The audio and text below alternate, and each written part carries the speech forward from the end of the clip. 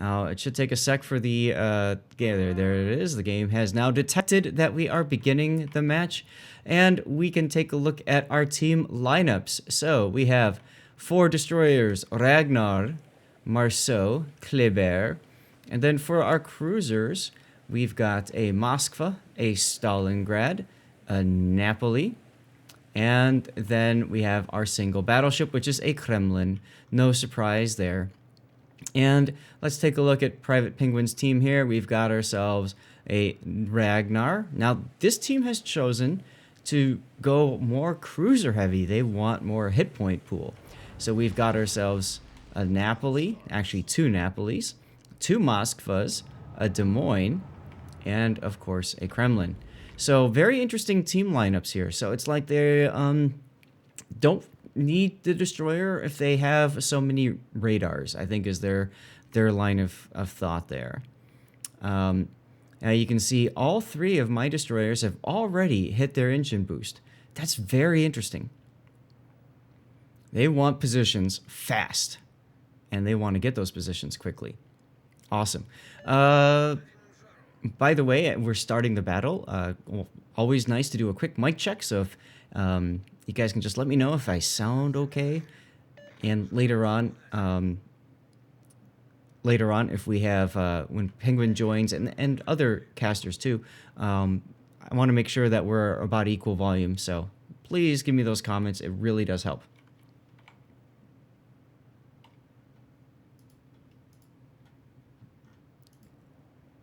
Okay, so Ragnar Kleber going hard into A. Ragnar on the enemy team there. Private Penguin has used his engine boost as well. And look at Dyer. Now, Dyer is our team leader. So he built this comp and he built this team.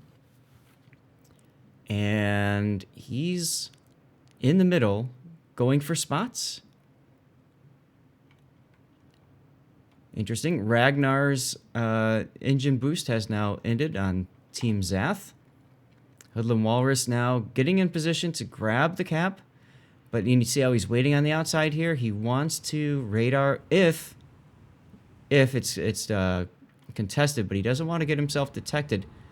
Let's see if we see any radar action going at the start here. I don't think we will.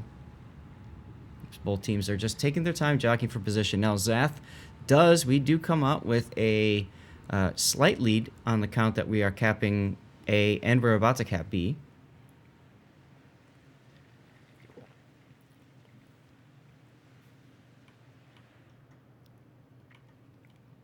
Also, I want to make sure you guys can hear the game. I had a problem with that last stream. I think I fixed it.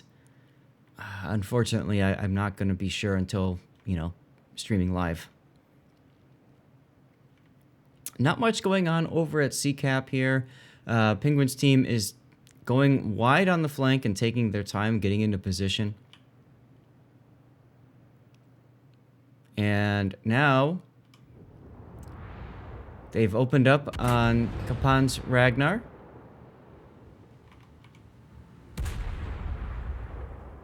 Okay, it looks like you guys are getting sounds through the game client. Perfect. And hello, Rumen. How are you today? Oh, this is going to be bad. Wow. Now, Ragnar has a little bit of, I guess you could call it BS armor plating on the side there. It makes it very strong against enemy destroyers. It does not take full shell penetrations that easily. But he's up against a cruiser-heavy lineup, which will most definitely penetrate the sides of the Ragnar. Napoli planes up because Hoodlum forgot to turn his anti-air off. Kleber moving away. Now, this is your typical place that you want to park a cruiser, although you usually shove a radar cruiser up here. So seeing a Napoli is kind of interesting because Napoli doesn't have a ton of utility there. All right, now let's see what happens. A is starting to get capped. So the big question is, are we going to have a... We should see some sort of competition going on over here at A. but for some odd reason, we do not see the radar going up yet from Diego. And I think they really would have been good to radar at that last second there, might have caught it, got to the decaps and that sort of thing. Unfortunately, that means that Penguin will come away with the cap. Now they are ticking up on 2 points. And you can see that Penguin's team is now set up to push on the decap. They have each taken a column, and they are each pushing up that column. And that's going to roll up the side. So, you know, if we're going to take the majority of forces and put them at A, then we need to win at A. You can't afford to get stuck like we are getting right now. Penguin's team is definitely in a better overall position. You can see that Dyer is in a position trying to farm out the Moskva. There he goes. Also, he wants to get a shot on the Napoli position, which is why he's where he's at. Again, this strategy is all designated to win this particular flank. Deadeye Abuser now pushing up, trying to get in towards A. Now, what we need to see is we need to see Diego going around the other side. We need to see Diego coming up behind the Napoli and blitzing him with AP. He's not doing that. He's following the Kremlin. That's a huge mistake. That's a huge mistake. That takes his damage off the board. That allows the Napoli, Max Bricks, to just kind of sit there and not really worry about the fact that there's a Kremlin breathing down his throat. Over time, he's going to, of course, get farmed out. But we don't have that time. If you look at the minimap, Dyer has already taken a ton of damage and is currently burning. He's trying to speed boost away. There he goes. But he didn't really trade that well with the Moskva, unfortunately.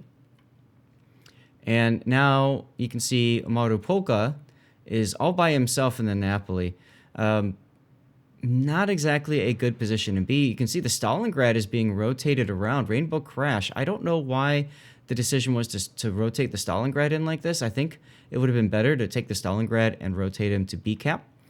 But we're not calling. We're just we're just watching the game unfold. All right, Diego has now been told to go around the other side, but you can see how that took up valuable time to get in position.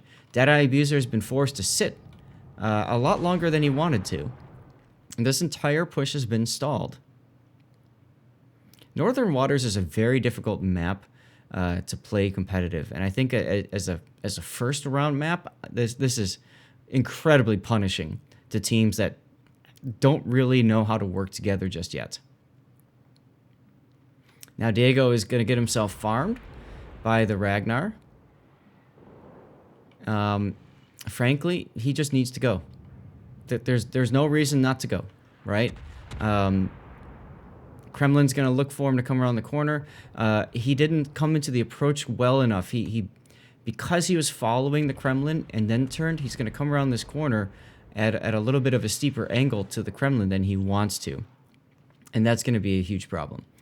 Speaking of problems, the cruisers from Penguin have made it around the flank and are now working through this.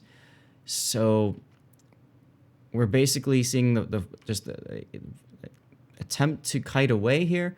Hoodlum Walrus and the Ragnar has been rotated to go and help with that threat. And now you can see Dyer joining in to try to farm out the shots. And Diego finally takes his time to move around, but it's too little, too late. And that's going to allow the first death to occur. And now Max doesn't even have to worry about this Kremlin Deadeye Abuser that's just sitting here. As a matter of fact, he could just come right around and start APing Deadeye's broadside. So this is an example of, you know, what happens when you get stalled. We see this all the time in clan battles. You gotta be ready to go for the opposite sides of an island. You never put two ships on the same side of an island. You always send them on either side. So at this point, it's just a question of how much longer until, you know, these guys get farmed out here. Deadeye Abuser is in trouble now. He's being shot at, of course, by the Kremlin and now by the Ragnar. Max Bricks can now just reverse and do whatever the heck he wants. He doesn't care. So what needed to happen that didn't happen is when Diego went forward, we needed to see Deadeye Abuser also moving forward. And that must have been a little bit of a miscue, mistiming, because Max Bricks was able to put his full attention on the Moskva and then turn his attention to Deadeye Abuser. Here comes the desperation play. Kleber trying to come in and get a one shot on the Napoli. Unfortunately, Deadeye Abuser will go down, and that basically means that this game is over. It's just a question of how much longer we have to watch. Good dodge here. He's going to flip around and try to get his other torps off as well. Max Bricks not allowing that first rack to hit him, and he will trade his life away for the Napoli. Now, I am death pick hunting, so I'm going to drop the HUD for just 1 second here and take a quick screenshot.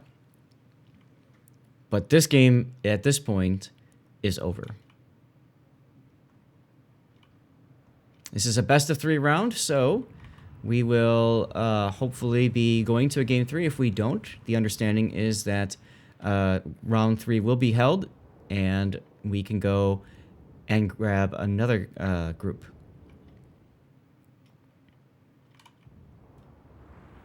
Let's get myself set up for a potential death pick. Although they're not going to shoot him. We're going to win on points. I'm glad I dropped the HUD for that screenshot then. That's going to be it for our first battle. PrivatePinguin's Grand Armada is going to start us off taking the first win, taking the lead. Okay. Nice job, Tim. Let's go back to the best-of-3 setup here, and we're moving on to North next. And I just realized I never set up a thing in my up next, upcoming. There it is. Set that up. So now I can go to here, and now we can see North. All right. Very nice, very nice. So, first game down. It was an interesting battle. Not too much else to comment on other than what I've already commented on. Chat. Feel free to comment with what you guys think. And Yak Diego says, of course I need to get my own death picks, right? We are the death pick hunters, after all. We don't really we don't differentiate between friend or foe when it comes to death picks. Right? Oh my goodness. So we're gonna move on to our next match shortly. We are a little bit behind, so hopefully we'll get started right away. Let me check the team battle here. Just gonna let them know I'm ready when they are. Because I know we got to go. I am running Stream Raiders on my personal account right now. I can switch over in a second here and get that going too. We have Puddin on deck handing out codes, so thank you, Puddin, for doing that. It takes a load off of me. Hello. Hey there. How are you, sir? I'm totally fine. I'm super happy because I just beat my enemy in the first round. I'm not your enemy. Sure you are. I mean, we are fighting against each other. Isn't that the definition of being an enemy? Well, I consider you to be an opponent, sir. Opponent. Oh, okay. Then let's call each other opponents. Now, tomorrow you're my enemy, right? Because tomorrow. Go ahead. That's the day. I know, right? The knockout phase. Right. So today is the warm-up phase, kind of. Yes. I see. That's so right. you're you're going slow there in the warm-up phase. We're taking our time. We're just kind of figuring out what we want to do. I don't necessarily. Absolutely, I don't necessarily think that they expected you to run like maximum radar balance. So that was kind of interesting. Yeah, against 3DDs it was a little bit strong there, but I mean, it was an interesting match there. At least there was Yep. some action going on with Max Briggs and this Napoli behind the island. And Yeah, the Kleber rush. I commented that on that quite a bit actually in my stream. There was a bit of a screw up there in communication between our battleship player Deadeye Abuser and Diego with the Moskva. They should have split the island and gone on either side and just taken that Napoli out, but instead they just kind of sat there. So Yes. that was unfortunate. Dyer also got slapped when he tried to go up against your Moskva that was sitting in the middle there. So, couple of misplays. Russian radar ships are. Moscow is pretty nice. Good accuracy, good fast flying shells, right? Hard hitting against. And it's a DDs. cruiser, so you can't really burn it down. Yeah, the burn duration on the Moscow is pretty low. It's a nice ship. I like it. Oh yeah, it's my go-to ship. Like if I'm playing ranked and I get frustrated and I'm like I just want to win this damn game, I'm gonna go ahead and do a Moskva because it's easy mode. It really is. Yeah, it plays really well. Except you're showing broadside, like your Stalingrad did a short time So- there against Max Red. They rotated him to A, and I don't know why. I think they would have been better off rotating to the other flank, your pushing flank, to try to get that going. Maybe, but, yes, maybe. But actually, it is what it is. It's hard to analyze what my team is doing because I don't know. I can't look into the head of Snapping Cat. He's my team leader. I just can react to what they are doing. I can't think of. But they were pushing a pretty solid push around the other side. There were like 3 cruisers, definitely ahead of you. But that's why I think it's not bad that the Stalingrad went into the cap to try to push there because you were like rotating would have taken too much time, I think. Block from the other side. Possibly, yeah. So they had a chance to push, but the position of Max Briggs and with the torpedoes even, it just was too hard to push out there. Yes, it was. So, I mean, congratulations. 1 win down, still plenty of the day to go, so that's going to be cool. And yeah, we'll have to see what the next battle brings. It's North. Did your team practice at all before the tournament? They practice. They did a practice fight against some other team, but I can't remember the name. Just some irrelevant people, I guess. No, it was a team of the tournament as well. So I'm seeing a comment in the chat here that Deadeye Abuser had to relog in. He's on a phone hotspot. Why are you playing a tournament on a phone hotspot? Oh shit! I mean, maybe if your internet connection is that bad and unstable, maybe you can use LTE hotspot to play. I mean, I did this for my stream once. Oh really? Because the upload here in Germany sometimes was, at least for my provider, was unstable as hell. Okay. But luckily right now I have another provider that is super stable. Well, good. Looks All like right, we have started. Yes, then good luck for the next round. Yeah, did you want to stay in here and comment with me, or are you gonna hop off? Yeah, it's a little bit hard for me because my audience is German and I'm commenting in German, so. Oh, it makes perfect sense.